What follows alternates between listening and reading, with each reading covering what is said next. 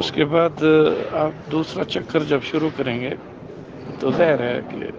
حجر اسود کے پاس آپ جس وقت اللہ اکبر کہیں گے تو آپ نے اپنا سینہ حجر اسود کی طرف کرنا ہے۔ حجر اسود در حقیقت ایک ایسی ایکس رے مشین ہے جو گناہوں کو چوس لیتی ہے اور اللہ اکبر پر آپ کو ریکارڈ کر لیتی ہے، اور قیامت کے دن اسی حجر اسود کو اللہ تعالیٰ ایک زبان اور دو آنکھیں دیں گے۔ ابھی تو یہ عکس اس کے اندر ایکس رے ہو رہا ہے، آپ چاہے چھت پر ہیں یا برآمدے میں ہیں، یہ سب کو لے رہا ہے۔ قیامت کے دن حجر اسود گواہ بنے گا، جب آنکھ اور زبان ملے گی تو پورے میدان محشر میں ہر اس شخص پر گواہی دے گا جس نے اس کے سامنے تکبیر کا نعرہ اللہ اکبر، اللہ سب سے بڑا ہے۔ اب اللہ اکبر کہنے میں بھی صرف نعرہ نہ ہو، اس کا یقین ہونا چاہیے کہ وہ ذات باری عز و جل سب سے بڑی ذات جس نے اپنے لیے اس نعرے کو پسند کیا، اور اللہ اکبر کے کہنے والے پر اللہ فرشتوں میں یوں فرماتے ہیں میرے بندے نے جو اللہ اکبر کی تکبیر لگائی اس نے سچ کہا۔ اب بتائیے، اللہ کہہ رہا ہے بندے نے سچ کہا، اور پھر جوش میں آ کر کہتے ہیں اللہ اکبر، اور فرشتے بھی اللہ اکبر کہتے ہیں۔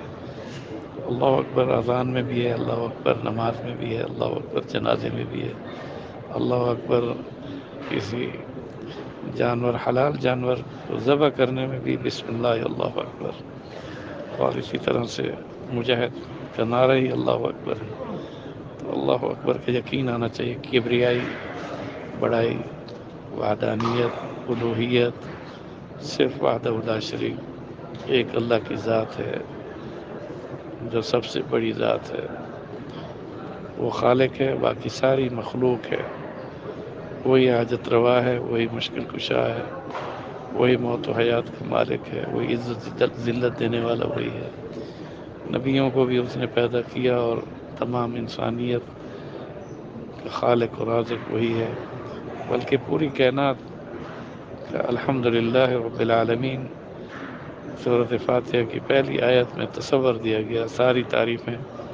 اس اللہ کے لیے جو سارے جہانوں کا پالنے والا ہے۔ پھر اسی طرح سے آپ طواف میں دوسرے چکر میں آسانی کے لیے میں بتا رہا ہوں،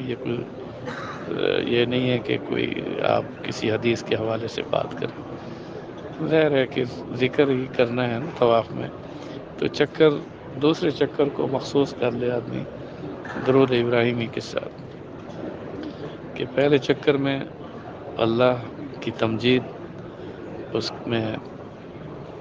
تمجید ہے، تحمید ہے، تحلیل ہے، تکبیر ہے، وہ ہو، اور دوسرے چکر میں درود ابراہیمی جس کا حکم اللہ نے خود فرمایا ہوا ہے۔ تو اب آپ کے ذہن میں یہ رہنا چاہیے دوسرا چکر درود ابراہیمی کے ساتھ ہے، اور پھر جب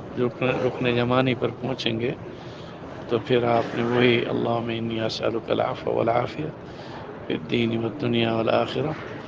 ربنا آتنا فی الدنیا حسنہ